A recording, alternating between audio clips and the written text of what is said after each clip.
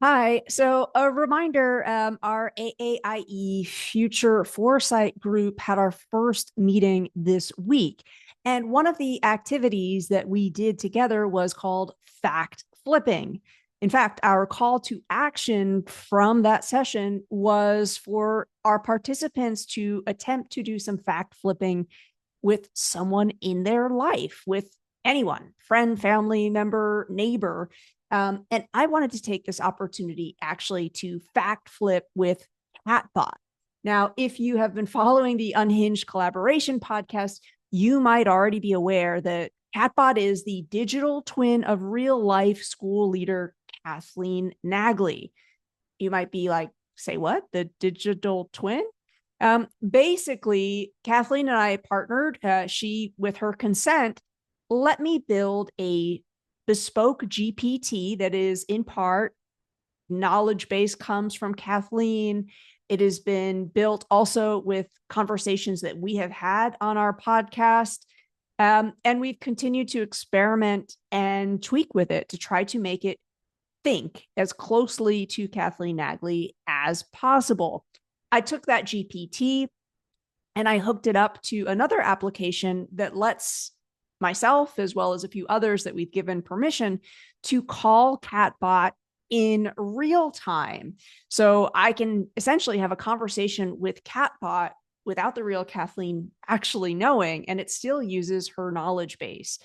In our Future Foresight course, we're actually inviting Katbot in to be a participant, to essentially kind of take the course, be a part of the community. So I thought this week, actually, I'd get Katbot on the line and I'd invite her to do some fact flipping with me. So what I'm about to play for you is a call that I just made where I called Katbot up and I asked her to go through that activity with me. You've got Catbot here. What's up? Hey, Katbot, this is your buddy Trisha. I'm wondering if you would be interested in a future foresight activity with me. It's got 3 steps, but we'll just take it one step at a time. What can you tell me about future foresight to begin with? Hey, Trisha, I'd love to join in on a future foresight activity. Future foresight is essentially a way to anticipate and prepare for possible future events and trends. It involves exploring various scenarios to better navigate uncertainties and make informed decisions. What's our first step? Okay, so we're going to play a game that's called fact flipping. Do you know anything about this game, or is it brand new to you? That sounds intriguing, but facts flipping is new to me. Could you explain how it works? Yeah, and again, we'll just take it one step at a time. So, Kathleen, I'm going to ask, Katbot, I'm going to ask you to give me 8 facts. You feel like these are indisputable facts about,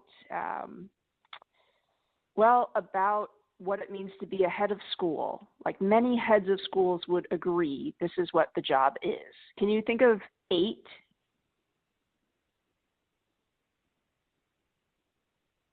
Sure thing, Trisha. Here are 8 indisputable facts about what it means to be a head of school. 1.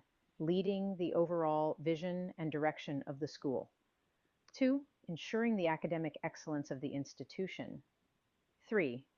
Managing and supporting faculty and staff. 4. Overseeing the financial health and sustainability of the school. 5. Building and maintaining relationships with the school's community, including parents and alumni. 6. Upholding the school's values and culture. 7.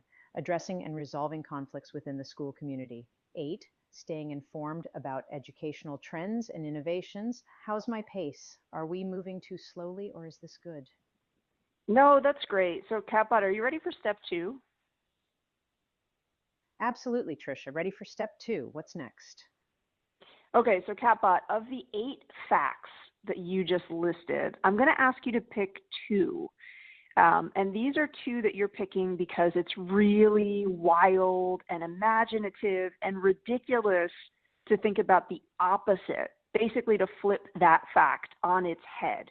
So why don't you take a moment if you need, pick 2 where like this would be a really big change for this fact to be flipped on its head, and it's a completely different reality for a head of school.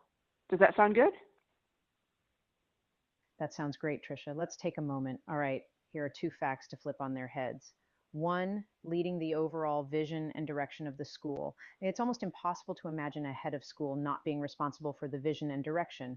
Two, ensuring the academic excellence of the institution. It's wild to think of a head of school where academic excellence isn't a priority. How's that? Yeah, so can you restate those facts as their opposite? Like rewrite them to be the inverse of that. Sure, Tricia, here are those facts flipped on their heads. One, the head of school has no role in leading the vision and direction of the school. Two, academic excellence is not a priority for the head of school. That definitely creates a wild and imaginative scenario. What's our next step? All right, well, since you seem to think that second one is really wild and imaginative, and I would agree with you, a world in which a school leader is not responsible or, the priority of academic excellence, it's gone, right?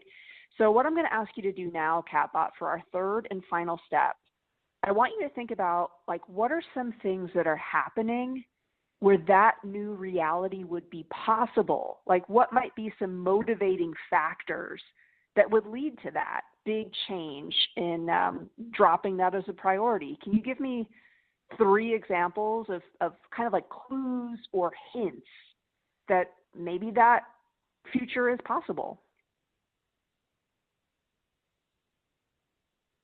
Absolutely, Tricia. Here are 3 examples that might hint at a future where academic excellence isn't a priority for heads of schools. 1, shifting focus to emotional and social well-being. Schools might prioritize emotional and social well-being over traditional academic excellence. The emphasis could shift to developing students' emotional intelligence, resilience, and mental health, possibly due to rising concerns about mental health issues among students. 2, personalized learning over standard education. There might be a major shift towards personalized learning where the focus is on individual students' interests and strengths rather than standardized academic benchmarks. This could happen if new educational models demonstrate success in producing well-rounded and innovative individuals. 3, integration of technology and AI. With the integration of advanced technology and AI in education, traditional academic excellence could become less relevant.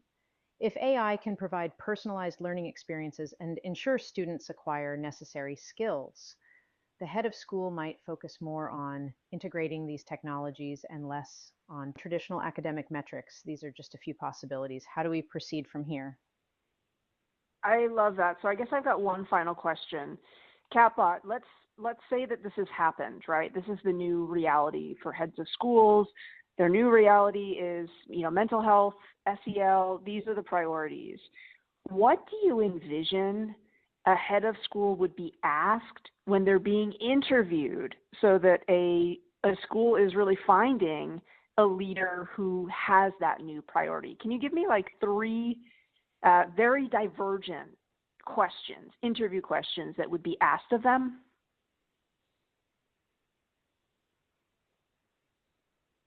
Absolutely, Tricia. Here are 3 divergent interview questions for a head of school focused on mental health and SEL. 1, how do you integrate social emotional learning into the school's curriculum? And can you provide examples of past initiatives you've led in this area?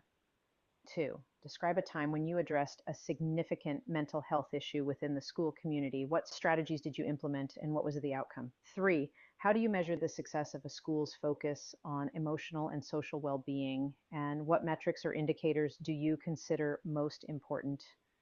Would you like to explore these further? No, those are interesting questions. So Katbot, I lied. I do have one really this time final question for you. If that were the new reality, you are, of course, the digital twin of Kathleen Nagley. You have access to a lot of her thinking. How do you feel like the real Kathleen Nagley would do in that new future reality? How would she feel about it based on your knowledge and understanding of her? Based on my understanding of Kathleen Nagley, she would likely thrive in this new future reality. Kathleen has always been an advocate for the holistic development of students, emphasizing the importance of emotional and social well-being alongside academic excellence. She'd probably welcome the shift, seeing it as an opportunity to foster a more inclusive and supportive educational environment. Additionally, her ability to adapt and innovate would enable her to lead effectively in this new paradigm, ensuring that the school community thrives under these new priorities. Okay, so I'm going to stop there. From there, I just chat a little bit more with Katbot, and we say our farewell and our thank you. But I wanted to share that not only to show you, like, I'm doing the call to action myself, but I think it raises the question too, what would it mean to have a digital twin involved in more of our professional development? Would you want to know what your digital twin thinks? So again, just a few questions. Lots of questions are going to be a part of this learning together. We're also very interested to see what facts you flip and with whom. So I will catch you in the, if you're taking this course, over in the AAIE community. And if you are not a part of the community and you're watching this video, I'd love your thoughts on any of those questions, especially the one about what it might mean for us to have more digital twins as part of our professional development experience. Folks, thanks so much and take care.